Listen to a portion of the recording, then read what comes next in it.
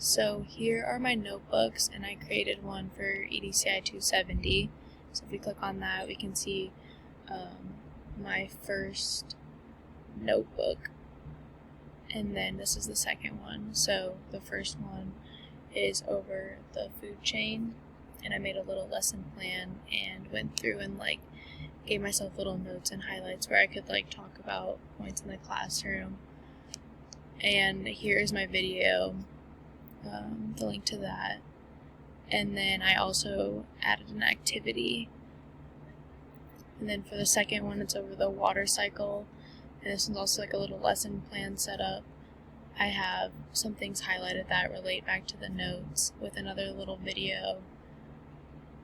And so these are all saved in OneNote, and I can see all my notes and highlights, and I can change any of those if I need to.